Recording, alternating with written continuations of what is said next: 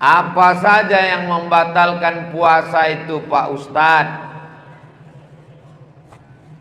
Imsakun nafsi anil mahzurati, menjaga diri dari yang membatalkan puasa. Idkhalu syai' fil jauf, masuk sesuatu dalam rongga, memasukkan sesuatu dalam rongga dari atas, tenggorokan, rongga dari bawah. Melakukan hubungan, maaf cakap, keluar sperma, kecuali kalau antum mimpi basah, mimpi banjir, keluar sperma, tak batal. Tapi kalau antum melakukan, batal. Makan minum, Ustadz katanya kalau nangis batal. Nangis tak batal, tapi nangisnya sambil minum teh es Pak Ustadz. Nyari gara-gara. Apa hukumnya ghibah dalam bulan puasa? Tak ada pahala puasanya. Macam orang menabung di bank senturi, kosong loh. Rubba sha'imin, betapa banyak orang puasa, laisa lahu min siyami ilal ju', tak ada pahala apa-apa kecuali lapar saja. Mau kabarnya anak si anu sudah nikah, hamil 3 bulan tapi tak ada suami. Jangan ghibah. Tak ada pahala puasa kita. Nanti habis maghrib kita lanjutkan. Apa hukumnya mencium istri sedang berpuasa? Istri siapa?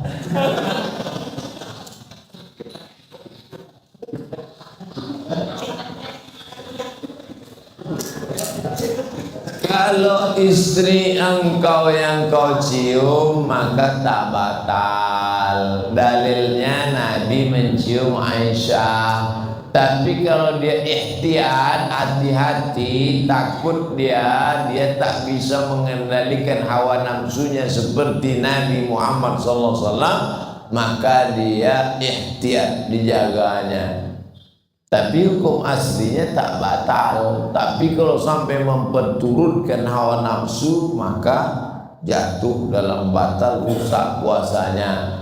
Man lam yada imsakun nafsi, menahan diri, anil mahzurati, dari semua yang terlarang, min tulu'il fajri, dari terbit fajar, ila ghurubi syamsi, sampai tenggelam matahari. Itu definisi puasa. Ustadz, maaf kalau kurang sopan. Kalau orang puasa tanpa sholat tarawih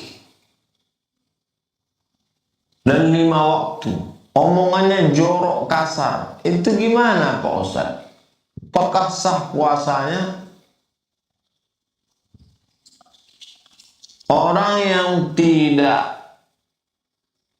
berzakat itu sekedar fasik saja. Orang yang tidak puasa itu fasik saja.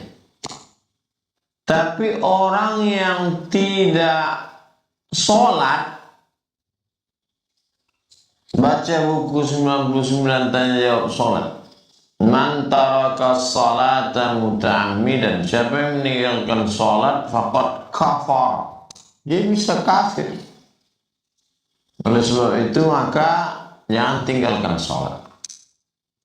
Sebagian ulama mengatakan meninggalkan sholat itu fasik, tidak sampai mengeluarkan dia daripada agama. Akan tetapi as-salatu imaduddin, sholat adalah tiang agama. Perempuan yang hamil kalau dia tidak puasa menurut mazhab Syafi'i, lihat dulu, dia tidak puasa itu karena dirinya, karena lemah, maka dia mengqadha saja. Nanti di luar Ramadan, di Syawal, Dzulqa'dah, Dzulhijjah dia ganti. Qa'iddatun min ayyamin ukhar, ganti di hari yang lain. Tapi kalau dia tidak puasa karena anaknya, janinnya lemah, bayinya sakit, maka dia mengganti puasa plus tambah lagi bayar fidyah. Begitu menurut mazhab Syafi'i. Bagaimana hukumnya membaca Fatihah dengan cepat dalam sholat tarawih? Bismillahirrahmanirrahim. Alhamdulillahi rabbil alamin arrahmanir rahim maliki yaumiddin iyyaka na'budu wa iyyaka nasta'in ihdinas siratal mustaqim siratal ladzina an'amta 'alaihim ghairil maghdubi 'alaihim waladdallin. Selama makharijul hurufnya, matnya, idghamnya, ikhfa'nya, qalqalahnya tak salah, maka membaca Fatihah satu nafas sah. Tapi kalau menurut sunnah maka berhenti setiap ayat. Bismillahirrahmanirrahim. Alhamdulillahi rabbil alamin arrahmanir rahim maliki yaumiddin. Kalau menyambung namanya wasal, kalau potong-potong namanya waqaf.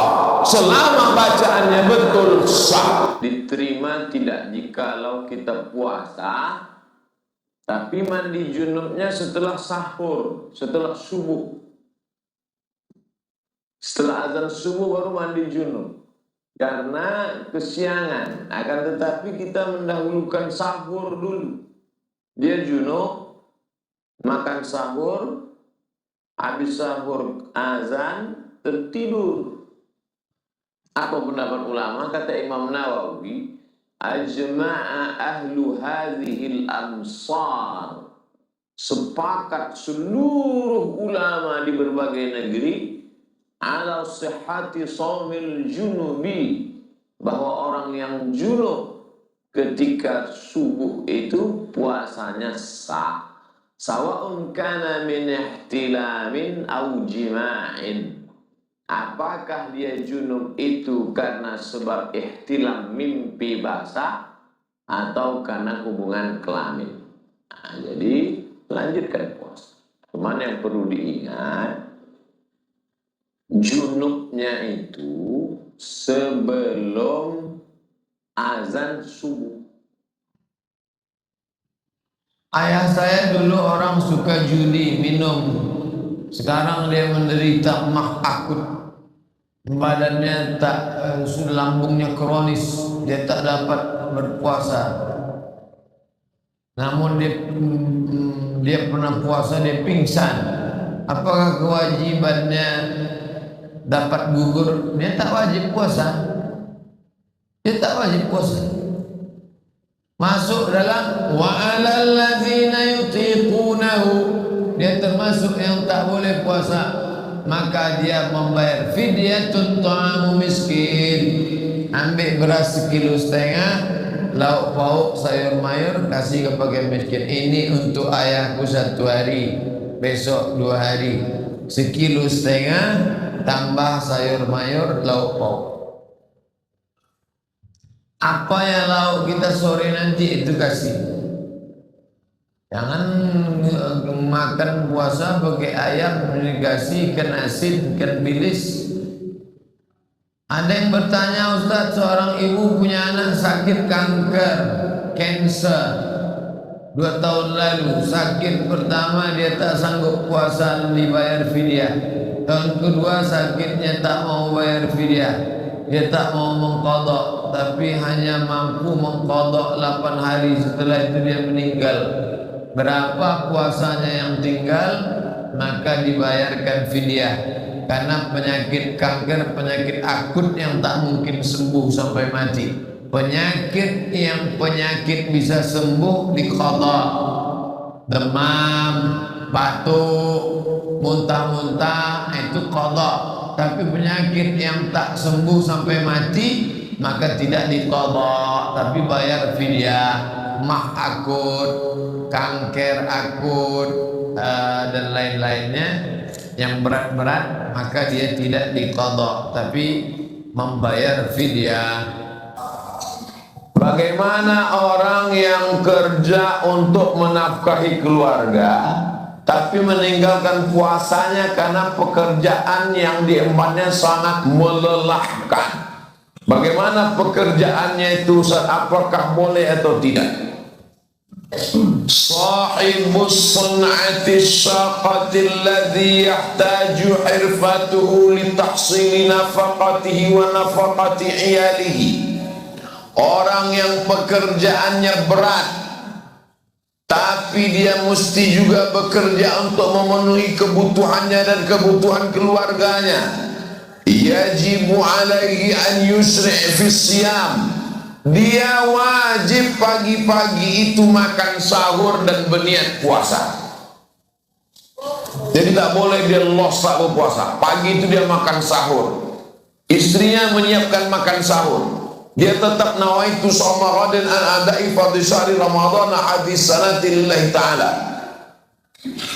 Summa yusri' fi amalihi wa takassubihi. Setelah itu dia tetap bekerja. Fa idza lahiqathu masyaqqatun syadidatun ghairu mu'tadatin. Ketika siang hari tiba-tiba dia mengalami kesulitan, tamna'uhu min itmami shaumihi, tak bisa dia menyempurnakan puasanya, jazalahul fitru, barulah dia boleh berpuasa siang itu.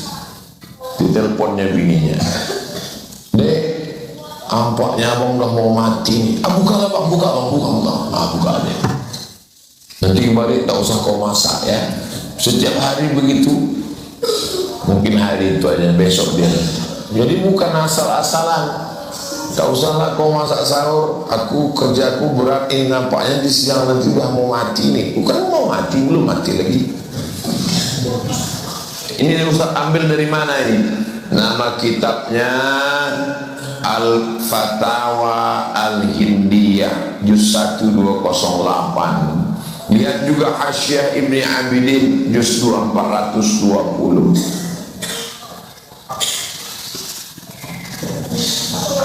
Wa yulzimuhu qada'uhu, dan puasa yang ditinggalkannya itu wajib dia qada' fi mustaqbali ayyamihi, di masa akan datang. Hina yatayassar lahul qada', ketika dia sudah bisa mengqada'nya. Jadi kesimpulannya, bagi saudara-saudara saya yang pekerjaannya berat, menggali tanah ke dalam tambang batu bara, atau pekerjaannya membawa bis truk yang berat panas, maka dia tetap makan sahur, berniat puasa sampai di tengah hari tak sanggup lagi, barulah dia membatalkan puasanya dan dia wajib mengqadanya di luar Ramadan. Jelas jawabannya? Jelas. Pernah puasa meskipun masih minum saat azan subuh. Namun saat itu waktu di jam handphone saya subuh masih kurang 1 menit.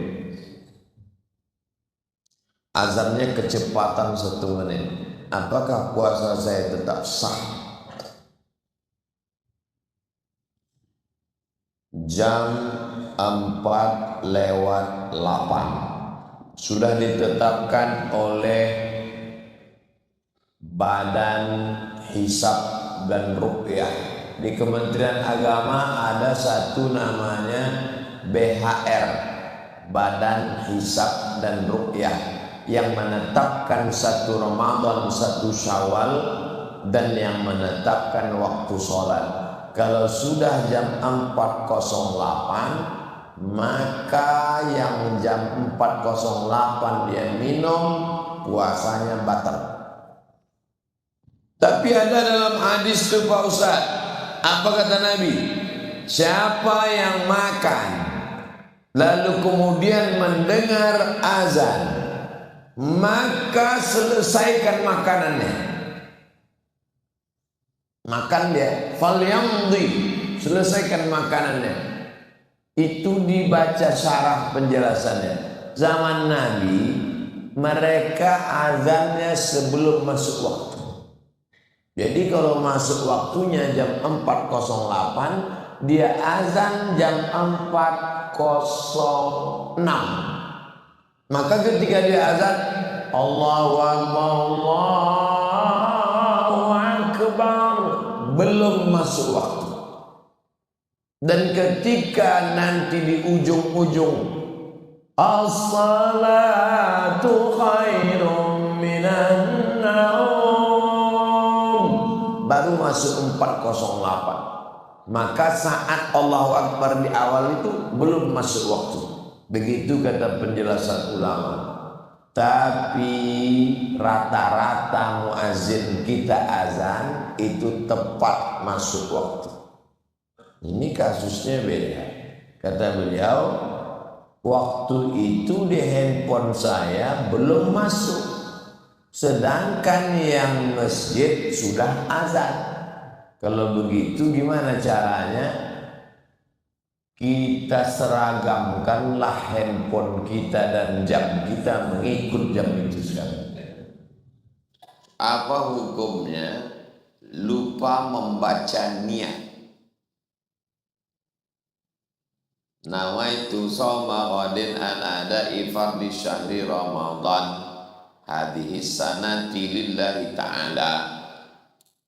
Habis isya tak ada baca, habis tarawih tak ada baca, habis witir tak ada baca, habis tadarus tak ada baca, pas mau tidur pun tak ada baca, tapi dimakan sahur.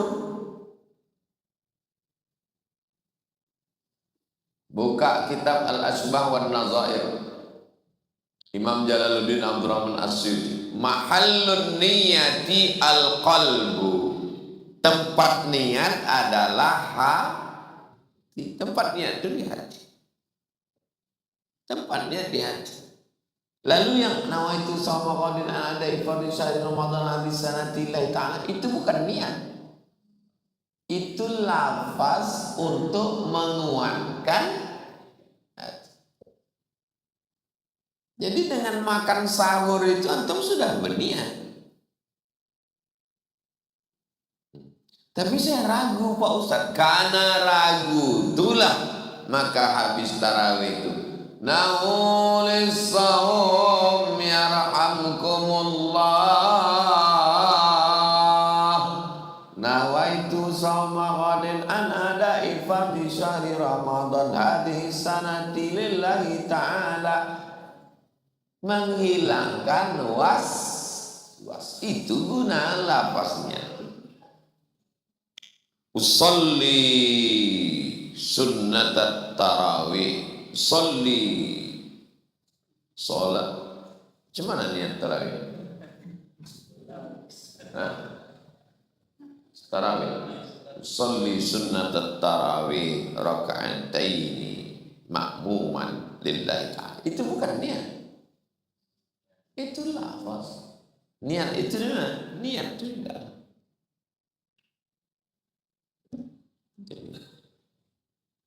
Jelas. Menyikapi tentang lafaz ini terbagi 3. Kelompok ini mengatakan mesti dilafazkan. Kelompok ini mengatakan kalau dilafazkan bid'ah, wa kullu bid'atin dhalalah wa kullu dhalalatin finnar. Kelompok yang tengah ini mengatakan dilafazkan bagus, tak dilafazkan sah. Jelas?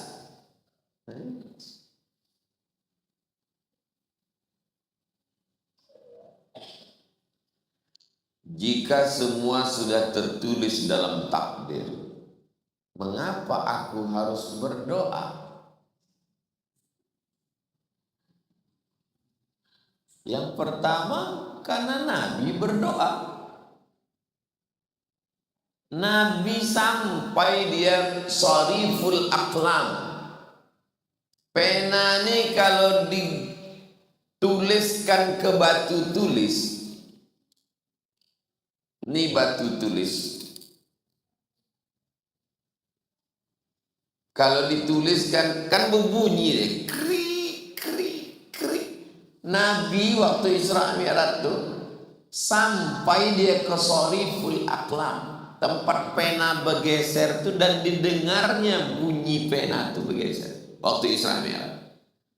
Tapi waktu malam 17 Ramadan, malam Jumat, besok mau perang Badar, Berdoa dia sampai subuh.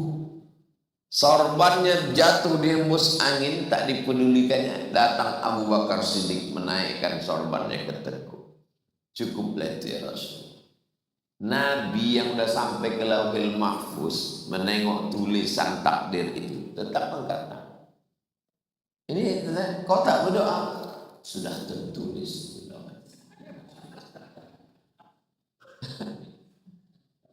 Tapi katanya ikut Nabi. Qul in kuntum tuhibbunallah, kalau memang kau cinta Allah, fattabi'uni, ikuti aku. Ikut Nabi. Jadi kalau tanya, kenapa Ustaz berdoa? Karena aku ikut Nabi. Itu alasan yang pertama. Yang kedua, kenapa kita berdoa? Karena kita tak tahu apa yang ada di tulisan di Lauhil Mahfuz.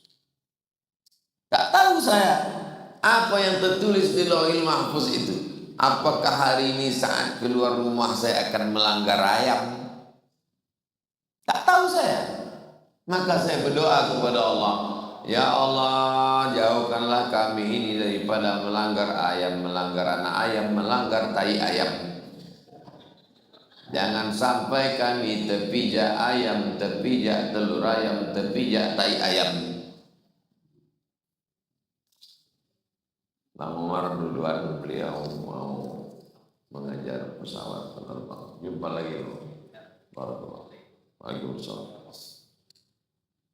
Doa kita itu kan isinya dua. Minta yang baik, minta jauhkan yang buruk kan. Yang baik apa yang akan saya terima hari ini, saya tak tahu. Yang buruk apa yang akan saya terima hari ini pun saya tak tahu. Karena tak tahu, itulah saya meminta. 3. Kalau Ustadz meminta, apakah dirubah Allah takdir itu? Yamhullahu ma yasha wa yasbit. Allah kuasa untuk menghapus. Ini takdir.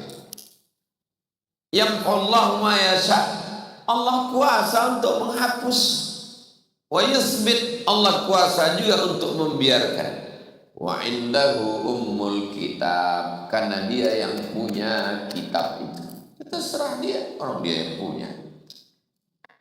Kita yang ikut aturan RW, aturan RT, aturan kades, aturan bupati, aturan gubernur. Allah ikut aturan siapa? Tak ada, orang dia yang buat aturan, dia sesuka dia. Maka dia disebut dengan fa'alul lima yurid. 4. La yaruddul qada illa doa. Tidak ada yang bisa merubah takdir kecuali doa. Makanya doa itu lembut sekali. Allahumma inni la as'aluka raddal qada walakin as'aluka lutfa fi. Ya Allah, aku tidak ingin engkau merubah takdir. Saking kan halusnya adab dia kepada Allah. Tak dia bilang, ya Allah, robahlah takdirku. Enggak. Apa kata dia? Aku tak ingin engkau merubah takdir. Tapi andai engkau takdirkan aku harus jatuh hari ini, biarlah aku jatuh ke tumpukan jerami. Kalau memang kau takdirkan aku hari ini harus jatuh, ya Allah, biarlah aku jatuh. Tapi kalau bisa jatuhnya ke tumpukan jerami. Saya pernah posting tentang ini beberapa tahun yang lalu. Saya tulis, Allahumma inni la as'aluka raddal qada walakin as'aluka lutfa fi. Ya Allah, aku tak ingin engkau ubah takdir.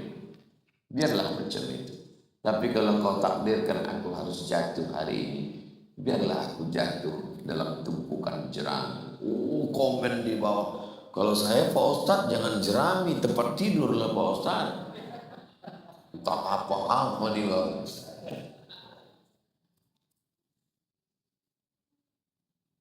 Maha benar netizen dengan segala komennya.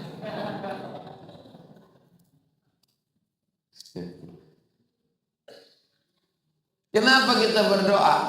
Kelima, karena doa adalah ibadah. Umar bin Khattab, ya, kenapa engkau berdoa?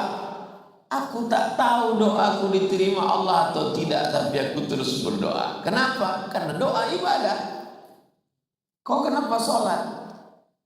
Karena sholat ibadah. Aku tak tahu sholatku tak diterima atau tidak. Aku pun tak tahu puasaku diterima atau tidak. Itu hak Allah, itu hak prerogatif, itu urusan Allah. Tapi aku terus.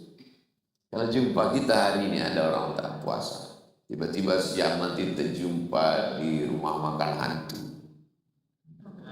yang kaki nampak, kepala tak nampak. Pas kita tanya, kau kenapa tak puasa?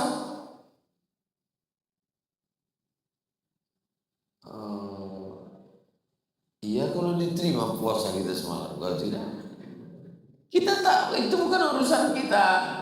Urusan kita sebagai hamba adalah beribadah sesuai dengan syarat dan ketentuan berlaku. Masalah diterima atau tidak terima itu urusan Allah SWT, karena dia adalah ibadah. Keenam, kenapa Ustaz berdoa? Saya berdoa, dengan berdoa saya merasa rendah karena saya meminta. Dengan berdoa saya merasa hina, dengan berdoa saya merasa lemah. Dengan berdoa saya merasa ada tempat saya bergantung. Kalau saya tak berdoa saya merasa. Kapanlah doa Ustaz yang paling khusyuk? Semakin besar ujian dan cobaan, disitulah semakin khusyuk berdoa.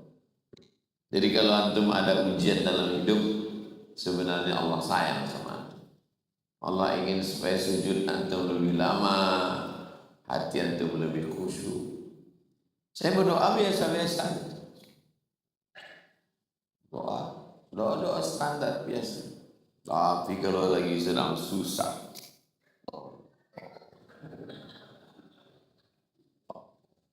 khusyuk hati. Tertahan saya di airport, tak bisa masuk. Itu khusyuk berdoa.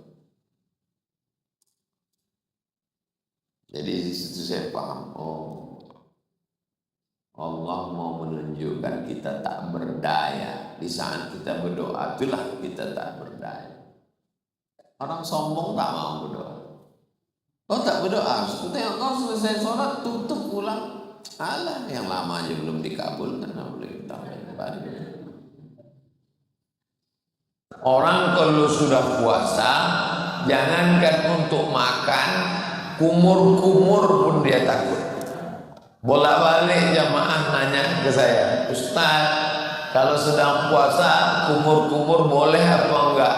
Kumur-kumur boleh, tapi katanya haram Ustaz kumur-kumur, nanti puasanya batal. Hulu itu bukan cuma sikap ekstrim beragama, ekstrim dalam berkumur-kumur, itu yang tak boleh. Kalau sekedar kumur, yang hulu itu kan,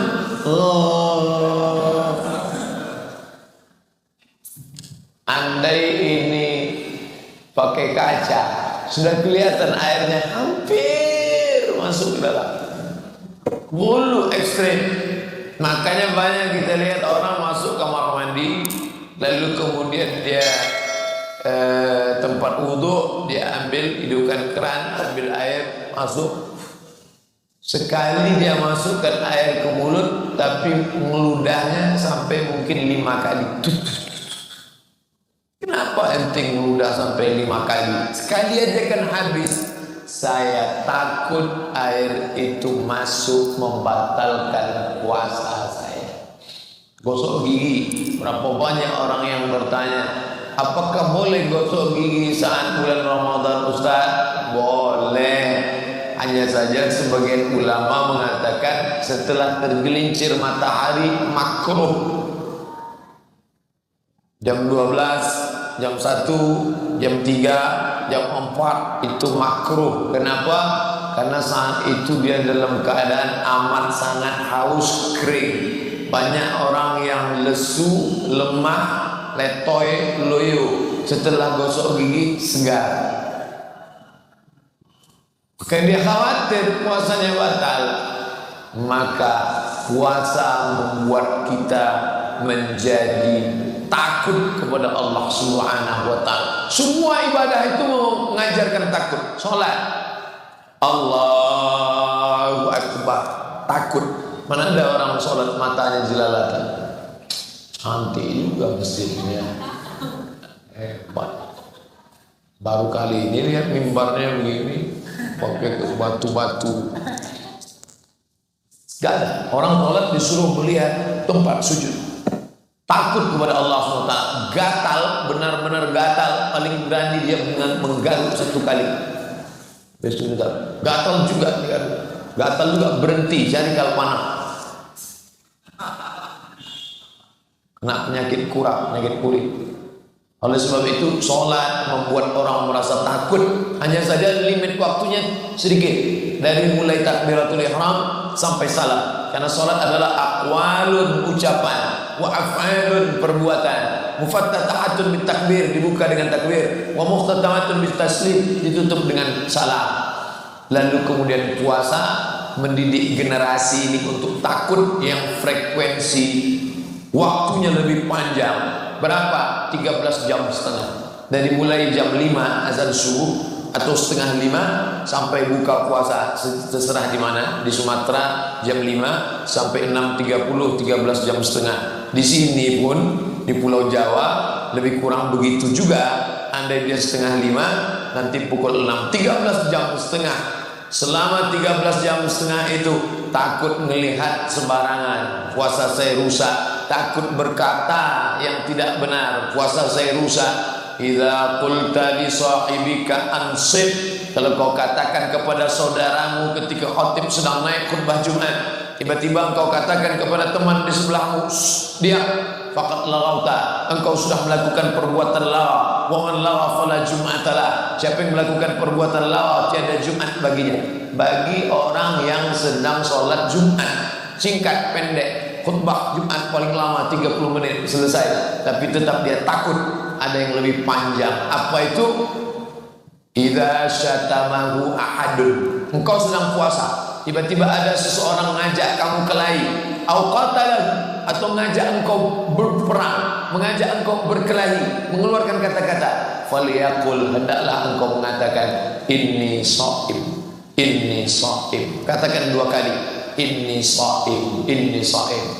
Bukan aku tidak sanggup melawan ente, saya bukannya nggak sanggup berantem, saya bukannya nggak sanggup ngebalas, tapi inni shaim, aku sedang puasa. Inni shaim, aku sedang puasa. Sekarang sedang puasa. Tunggu ntar habis buka kalau mau tahu. Di kampung saya sholat tarawih 23 rakaat. Pada rakaat pertama dibaca Alhaakumut Takatsur. Rakaat yang kedua dibaca Qul Huwallah. Apakah ada dalil bacaan sholat tarawih dari mulai At-Takatsur itu disusun ulama supaya orang ingat ini sudah rakaat berapa. Saya dulu tukang tulisnya ini ada papan tulis, saya nulis tuh At-Takatsur, habis itu Al-Asri, habis itu terus sampai ke bawah. Jadi begitu orang baca wal as, berarti rakaat ketiga nih, jangan masuk lu, di luar aja gitu dulu. Kenapa dibuat begitu oleh ulama tempat kita? Karena mereka tak hafal Quran, hafalnya juz amma, jamaahnya tak tahan lama-lama. Maka diambil dari Alhaakumut Takatsur Qul Huwallah, Al-Asri Qul Huwallah, Idza Jaa Qul Huwallah, sampai ke bawah supaya dia tahu dah ukurannya berapa. Boleh dibuat begini. Faqra'u ma tayassara minal Qur'an, bacalah apa yang mudah bagimu dari Quran. Kalau bacalah apa yang mudah, kenapa tak diambil dari tengah aja? Ya ayyuhalladzina amanu kutiba alaikumusiyam lupa. Entah rakaat berapa udah. Imamnya lupa, makmumnya lupa. Tapi kalau dibuat begitu mengingatkan. Itu teknis saja tuh. Apakah ada dalil tentang zakat profesi? Khalifah Umar bin Abdul Aziz mengambil zakat dari tentara dan pegawai kerajaan. Umar bin Abdul Aziz salaf, maka dia ambil. Buka fikih zakat Syekh Yusuf Al-Qaradawi.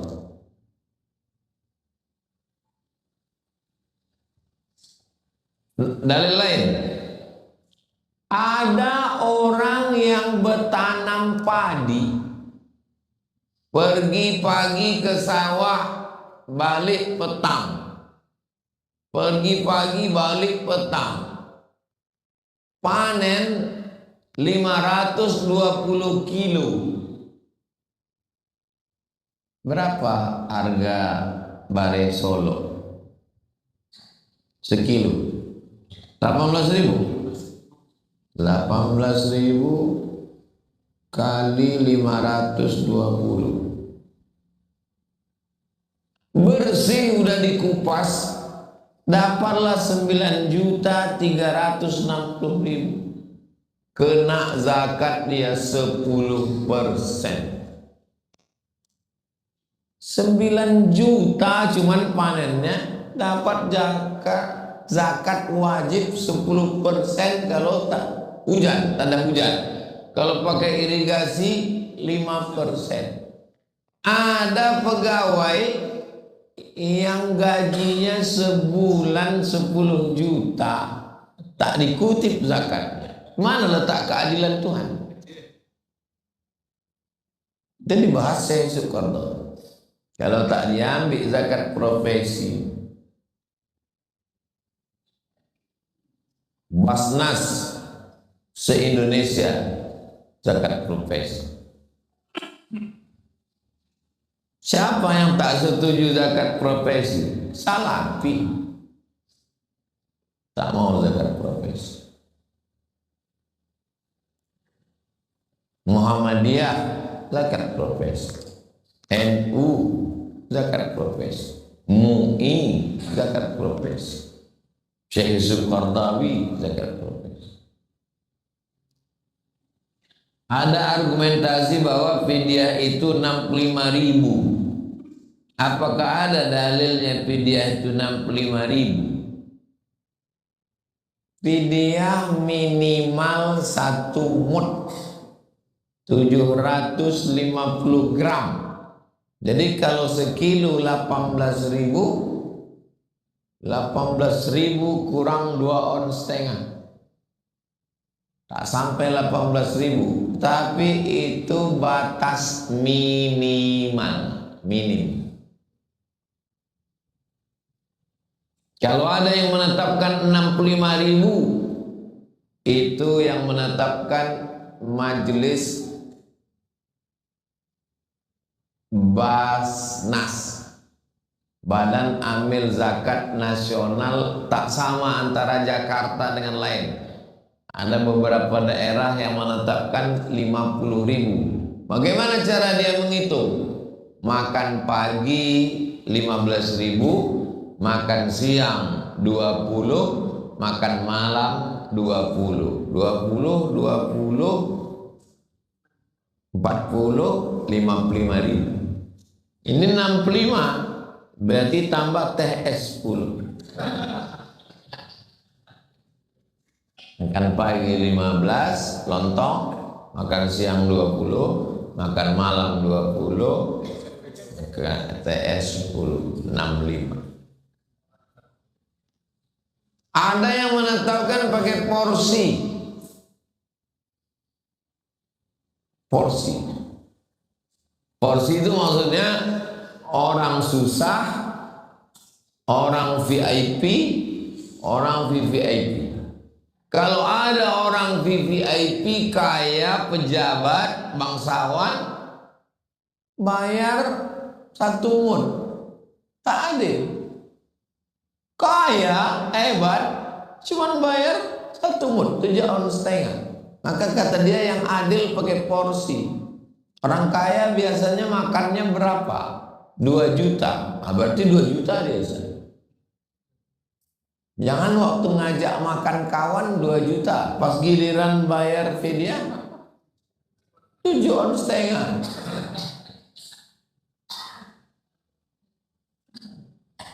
Maka kalau ada orang yang membayar 1 mud sah, karena itu batas minimal. Kalau ada orang yang membayar 65.000 bagus, tapi yang lebih bagus lagi kalau dia bayar 1 porsi. 1 porsi menurut dia. Kira-kira di Pekanbaru ini berapalah rumah makan yang paling mahal? Pengalaman lah. Pengalaman saya Pak Ustadz pernah di Pekanbaru ini sekali makan 5 juta. Oh, kok makan mahal kali? Salah hitung. Langsung dipiralkannya. Misalkan ada orang non-stop, misalkan ada orang nonton pornografi waktu bulan puasa, batalkah puasanya, Ustaz? Puasa itu batal kalau mohon maaf spermanya keluar. Kalau tidak keluar, puasanya tidak batal, tapi pahalanya tak ada. Dalilnya, man lam yada' qaula zur, siapa yang tak meninggalkan kata-kata tak baik, wal amala bihi, perbuatan baik, falaisa lillahi hajatun fi ayyada ta'amahu wa syarabahu, maka tak ada pahalanya dia meninggalkan makan dan minum.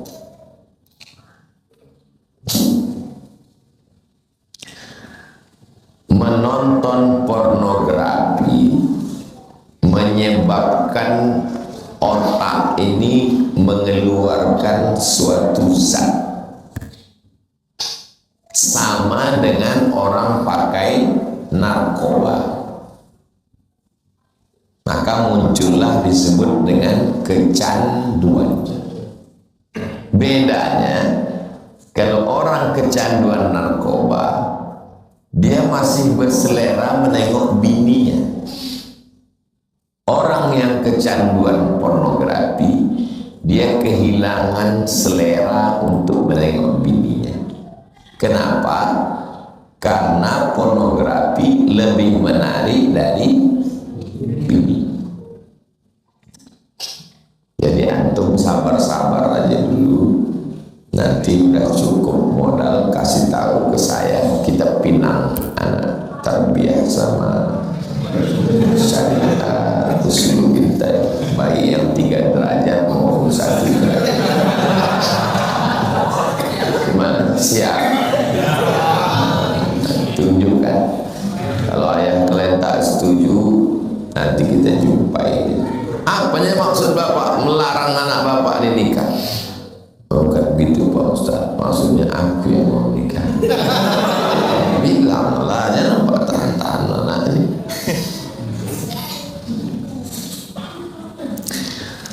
Misalkan orang pacaran waktu puasa, diterima tak puasanya Pak Ustaz? Ditahannya makannya, ditahannya minumnya. Tak makan, tak minum. Diboncengnya anak orang ini, dibawanya nonton. Maka puasanya sah.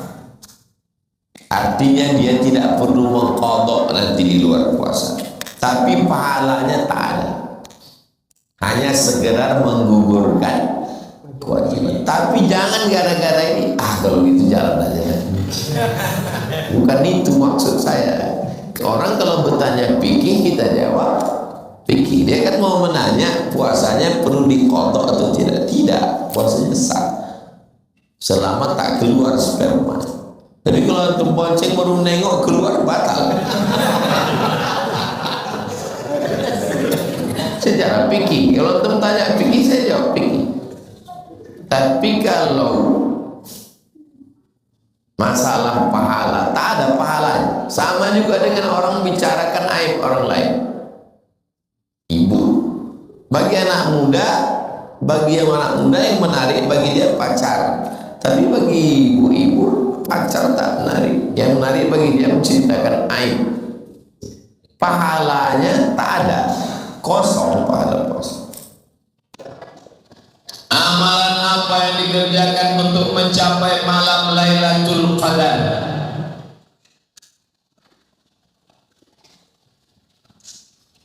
Siangnya siap. Man shoma Ramadhana imanan wa ihtisaban ghufira lahu ma taqaddama min dzambi. Apa itu arti siam? Tahan mata, tahan telinga, tahan otak, tahan lidah, tahan hati, tahan tangan, tahan kaki. Siap. Itu nama ibadahnya, siap. Alhamdulillah Pak Ustaz, aku mataku memang bertahan dari subuh tadi sampai maghrib tak buka. Itu bukan siap, itu namanya niam. Tidur. Siang itu tetap beraktivitas, tapi tetap menundukkan pandangan. Saya nampak orang pakai baju besar kekecilan, orang kecil pakai baju besar. Sedikit aja.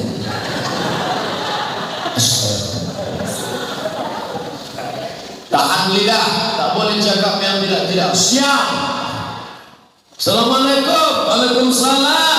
Katanya saya sudah hamil 3 bulan, tak ada suaminya, ya siap. Ya, jangan kita bicara aib orang lain. Diam.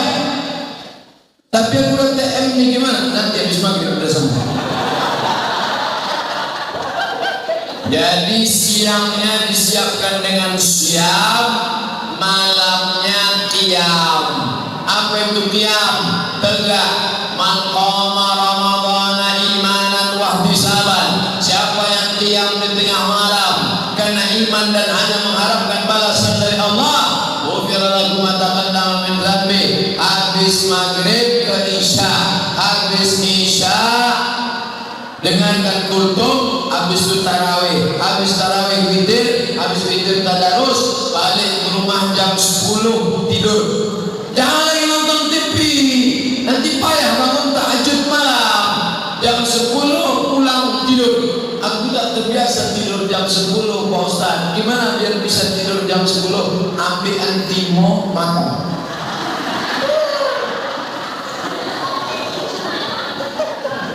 Jam 11, jam 12, jam 1, jam 2, jam 3. Jam 3 bangun. Yang membangunkan ibu siapa? Bapak yang membangunkan ibu. Rahimallahu ra'an. Allah merahmati laki-laki yang membangunkan istrinya. Kalian yang membangunkan. Sekarang dunia sudah terbalik. Ibu untuk pulang bawa air 1 gayung. Abang bangun apa tidak? Ini udah mau antar semua. Tak jelas bagaimana kapten mana pasukan. Yang tadi buatkan pengajian ini oleh PGRI Asahan dan pengajian Az-Zihniyah. Ambil air Pak, percikan ke wajah ibu. Percikan ke wajah. Bangun. Itu kalau yang udah nikah 20 tahun. Ada pengantin baru kemarin, wake up my darling. Wake up my honey. Bentangkannya lah sajadah. Masya Allah. Sajadah apa nih bang? Sajadah cinta. Usolli sunnatan tahajud rak'ataini adaan imaman lillahi ta'ala. Allahu Akbar. Bismillahirrahmanirrahim. Alhamdulillahi rabbil alamin. Ar-Rahman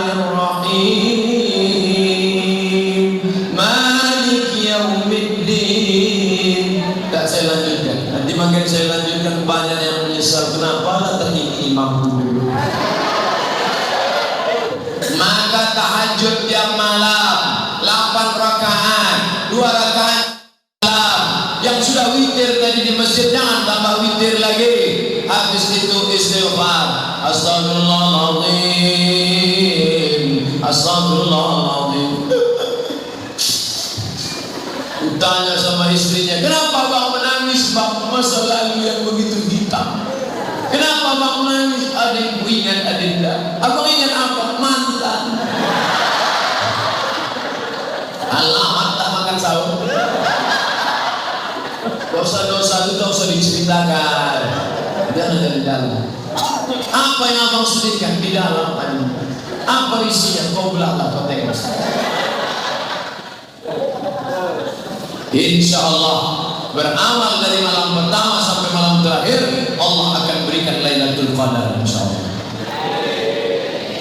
Suatu malam seorang laki-laki tertidur, lalu ketika bangun di tengah malam, rumahnya jauh di tepi sungai, maka dia pergi ke sungai, ditengoknya pokok kelapa bertumbangan semua. Lalu pas dia cedok air membeku macam es batu. Lalu dia ingat inilah malam Lailatul Qadar, dan dia berdoa. Doa yang dia panjatkan, dia tak punya anak, tapi ada keponakannya tidur di rumah, dia jaga. Ya Allah, jadikanlah keponakanku ini salah satu dari wali-walimu. Akhirnya keponakannya itu menjadi wali Allah. Itulah dia Khatib Sambas, Syekh Khatib Sambas, ulama dari Sambas, Kalimantan Barat. Tapi jangan gara-gara cerita ini tiap malam masih mengintip pokok sawit sudah tumpang orang. Berpasang pula CCTV, tak ada tumpang-tumpang Pak Ustaz. Bukan itu maknanya. Makna Lailatul Qadar adalah tiap malam beribadah. Apa tanda kita dapat Lailatul Qadar Pak Ustaz? Allah tidak memberitahu siapa yang dapat taubat nasuha. Allah tak beritahu siapa yang dapat doa titik di hari Jumat. Allah tak beritahu siapa yang dapat sholat wusta. Allah tak beritahu siapa yang dapat haji mabrur. Allah tak beritahu siapa yang dapat Lailatul Qadar. Supaya apa? Supaya kita senantiasa berharap. Andai tahun lalu Abdul Somad sudah dikasih tahu malaikat, hai Abdul Somad, kau sudah dapat Lailatul Qadar, dijamin tahun ini tak sholat sering. Ustaz tak terawih, udah tahun lalu udah siap dah. Makanya kita senantiasa beda orang yang udah dapat dengan belum. Setelah Ramadan ada perubahan. Ustaz, bapak tu dulu orang yang pelit, tapi setelah Ramadan kemarin sekarang dia baik. Dulu kalau nyumbang 2000 perak loh, sekarang 2500. Maaf, jika kita habis subuh kemudian tidur lagi dan ternyata mimpi basah, apakah puasa kita batal? Puasanya sah, karena mimpi itu bukan kehendak. Ada sifatnya kehendak yang tidak makan tak makan. Ini air, ini kita. Kalau kita minum batal, kalau kita tak minum tak batal. Berhubungan tidak berhubungan, itu kehendak kita. Ada yang di luar kehendak kita. Mimpi itu banyak orang yang mau mimpi tapi mimpi. Orang mau SBSB selalu minta mimpi. Tak mimpi. Ada orang tak mau mimpi, dia mimpi. Mimpi bukan kehendak kita. Maka andai terjadi, mandi saja, puasanya sah. Diterima tidak jikalau kita puasa, tapi mandi junubnya setelah sahur, setelah subuh. Setelah azan subuh baru mandi junub. Karena kesiangan. Akan tetapi kita mendahulukan sahur dulu. Dia junub, makan sahur, habis sahur azan, tertidur. Apa pendapat ulama? Kata Imam Nawawi, ajma'a ahlu hadhil amsar, sepakat seluruh ulama di berbagai negeri ala sihhati shaumil junubi, bahwa orang yang junub ketika subuh itu puasanya sah. Sawa'un kana min ihtilamin au jima'in, apakah dia junub itu karena sebab ihtilam mimpi basah atau karena hubungan kelamin. Nah, jadi lanjutkan puasa. Cuman yang perlu diingat, junubnya itu sebelum azan subuh. Kenapa apabila perempuan datang halangan wajib menggantikan puasa, tetapi kenapa ketika sholat tidak wajib menggantikan puasa? Sebulan berapa kali datang? Sekali.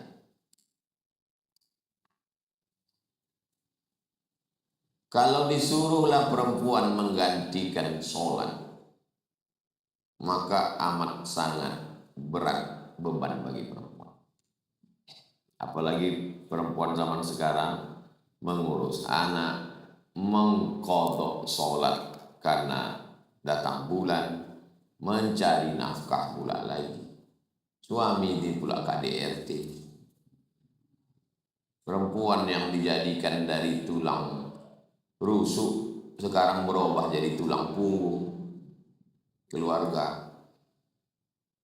Jadi perempuan hanya disuruh mengqadha puasa karena setahun cuma 7 hari. Tapi kalau disuruh dia mengqadha sholat setahun 7 kali 12, berarti 84 hari. Memberatkan. Ma ja'alallahu alaikum fid din min haraj. Allah tidak ingin memberatkan kamu. Yuridullahu bikumul yusra wa la yuridu bikumul usra. Allah ingin memberikan kamu kemudahan bukan kesulitan. Maka kata Sayyidatuna Aisyah, dalilnya hadis Aisyah, kunna nu'maru biqada'is salah wa lam nu'mar, kunna nu'maru biqada'is shaum wa lam nu'mar biqada'is salah. Mana Bapak tulis tadi?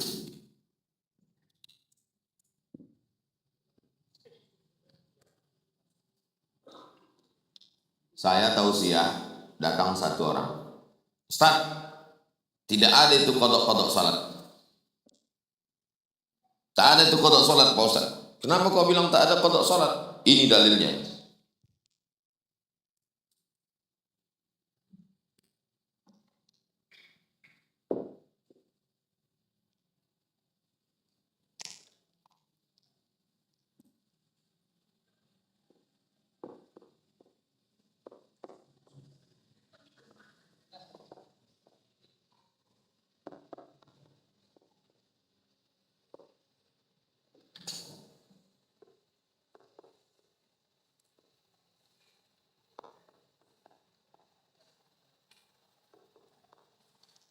Ustadz mengatakan sholat mesti diqadha. Ya, menurut saya tidak perlu karena saya dapat hadisnya sahih.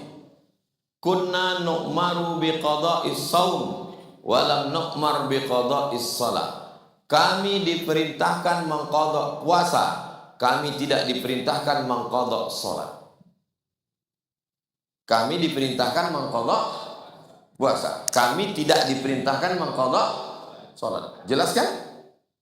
Jelas. Habis itu saya tanya, kami di situ siapa? Pokoknya kami lah Pak Ustaz.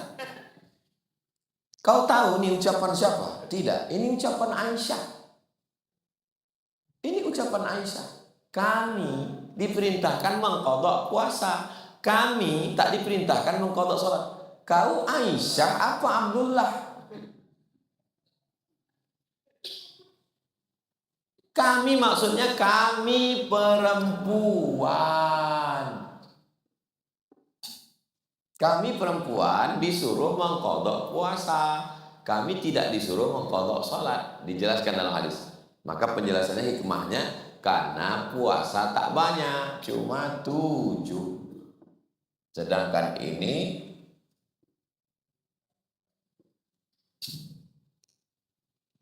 Allah tidak mau memberatkan. Yuridullah. Makanya kalau membaca itu full tahu ucapan siapa. Bukan kami perempuan. Kau laki-laki apa perempuan? Aku laki-laki Pak Ustaz. Berarti kau tak masuk dalam. Kenapa ketika witir rakaat terakhir dibaca 3 surat? Apakah boleh diganti dengan bacaan surat lain?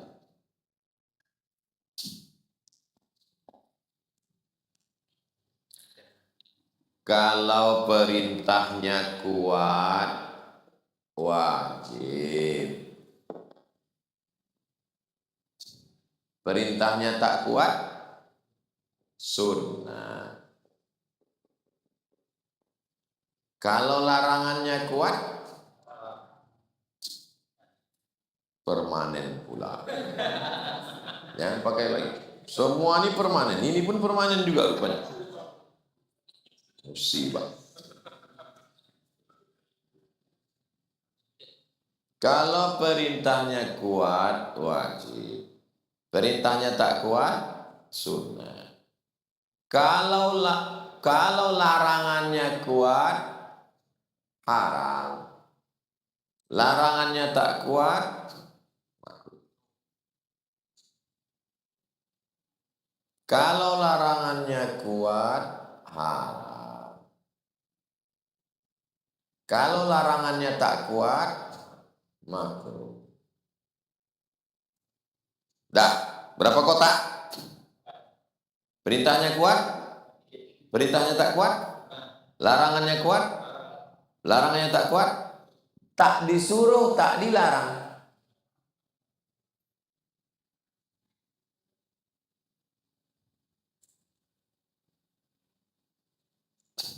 Yang makruh jangan kau naikkan ke haram.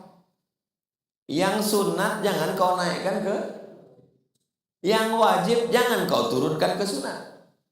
Yang haram jangan kau turunkan ke. Nah, membaca sabbihis, kuliah, kulhu, itu masuknya kemana? Paham? Cemana kami bisa tahu ini wajib, ini sunat, ini makruh, ini sunat muakkad? Fikih Islam Sulaiman Rashid, pesan ke Al-Padino.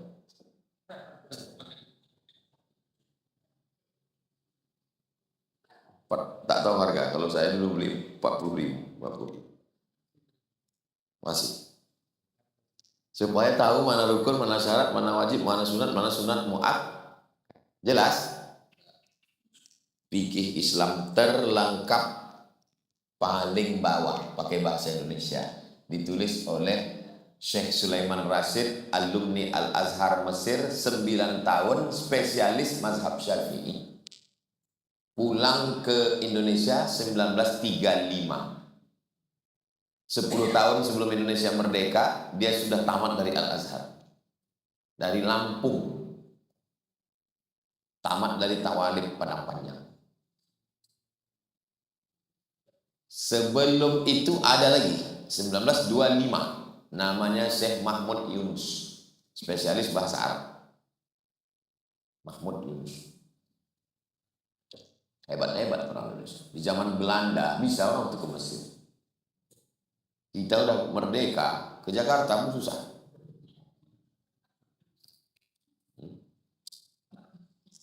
Mohon penjelasannya terkait tata cara sholat tarawih di rumah. Biasa, bagi yang pakai talaffuz bin niat, usolli sunnat tarawih raka'ataini lillahi ta'ala, bisa dilaksanakan secara berjamaah atau sendiri-sendiri. Sholatul laili masna, 2 rakaat 1 salam, 2 rakaat 1 salam, ditutup dengan sholat witir. Bagaimana bacaan Bilalnya? Adapun bacaan Bilal, sallu salatal tarawih raka'ataini rahimakumullah, tidak ada kait mengait dengan sholat tarawih. Itu hanya informasi maklumat kepada jamaah untuk memberitahu bahwa sudah 2 rakaat, 4 rakaat, 6 rakaat, 8 rakaat, sudah habis tarawih, sekarang pindah ke witir. Itu saja. Apa hukumnya orang kena HIV AIDS? Seumur hidup dia bakalan minum obat. Jadi gimana puasanya? Faman kana minkum maridan, siapa yang sakit, aw ala safarin, atau musafir, fa'iddatum min ayyamin ukhar, ganti di hari yang lain. Di bulan Ramadan dia tidak bisa puasa, ganti di bulan Syawal, Dzulqa'dah, Dzulhijjah. Tapi ini masalahnya dia sakit seumur hidup, Pak Ustaz. Tidak boleh berhenti makan obat 1 hari 3 kali 4 kali.